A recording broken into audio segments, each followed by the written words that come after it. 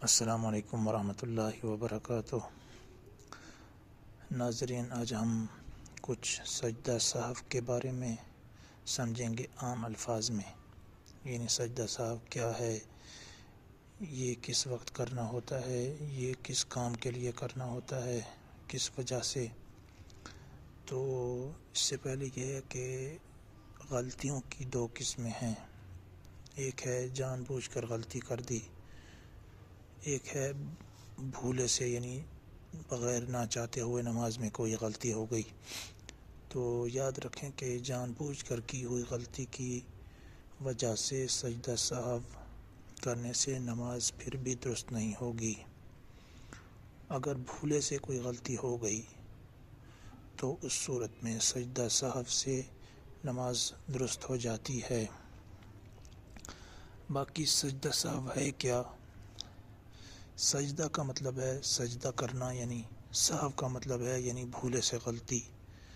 اگر نماز میں انسان بھولے سے نہ چاہتے ہوئے کوئی غلطی کر بیٹھے، اس صورت میں اس غلطی کی تلافی کے لیے انسان کیا کرتا ہے؟ اللہ کی بارگاہ میں سجدہ کرتا ہے اپنی غلطی کی معافی کے لیے، تو اللہ تعالیٰ اس کو قبول کرتا ہے اور اس کی نماز میں کی ہوئی غلطی معاف ہو جاتی ہے۔ باقی سجدہ سہو کا طریقہ کیا ہے؟ سجدہ سہو کا طریقہ یہ ہے کہ جب انسان آخری رکعت میں التحیات پورا پڑھ لیتا ہے، یعنی عبدہ و رسولہ تک، اس کے بعد دائیں جانب ایک طرف یعنی دائیں جانب سلام پھیرتا ہے، السلام علیکم ورحمۃ اللہ کہتا ہے۔ اس کے بعد دوسری جانب سلام پھیرنا نہیں ہے، اسی وقت اللہ اکبر کہہ کر انسان سجدہ کرے، پھر دوسرا سجدہ کرے، اس کے بعد پھر بیٹھ کر التحیات شروع سے پڑھے اور آخر تک جائے، یعنی التحیات للہ یہ پڑھتے پڑھتے دعا آخر تک پڑھے، اس کے بعد دونوں سلام پھیر دے۔ اس کو کہتے ہیں سجدہ سہو۔ سجدہ سہو سے کی ہوئی غلطی معاف ہو جاتی ہے اور نماز درست ہو جاتی ہے۔ باقی رہی کہ سجدہ سہو کن وجہ سے، کن وجوہات کی وجہ سے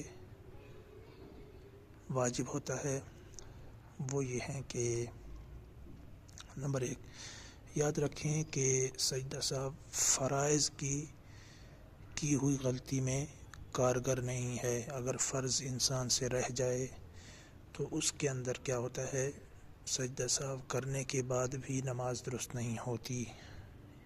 یعنی اگر بالفرض کسی کا سجدہ رہ گیا یا کسی کا رکوع رہ گیا تو اس صورت میں کیا ہوگا کہ سجدہ سہو کرنے سے نماز درست نہیں ہوگی۔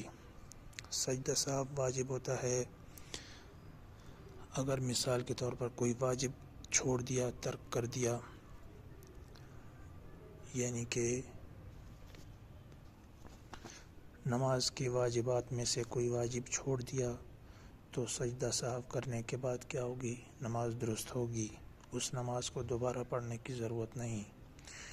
اسی طرح کوئی واجب یا فرض میں تاخیر کر دی، مثلا دوسری رکعت میں تحیاتوں کے بعد یا تحیات للہ ہی پڑھا، اس کے بعد اس کو کھڑا ہونا واجب تھا تیسری رکعت کے لیے، وہ درود شریف میں لگ گیا، ایسی صورت میں اس پر سجدہ سہو واجب ہوگا، آخر میں سجدہ سہو سے نماز درست ہوگی۔ اسی طرح نماز کے اندر ترتیب کی تبدیلی، مثلا پہلے رکوع کرنا ہوتا ہے، یہ فوراً سجدے میں چلا گیا قوما کے بعد، اس صورت میں بھی کیا ہوگا، دوبارہ کھڑا ہو کر رکوع کرے، اس کے بعد کیا کرے، پھر آخر میں سجدہ سہو کرے۔ اسی طرح کسی ارکان کا، کسی فرائض کا تکرار کر دے، یعنی 2 بار کرنا تھا 3 بار کر بیٹھا، 1 بار کرنا تھا 2 بار کر بیٹھا، مثلا 3 سجدے کر دیے بھولے سے، تو اس صورت میں بھی آخر میں سجدہ سہو کرنے سے کیا ہوگی؟ نماز درست ہوگی۔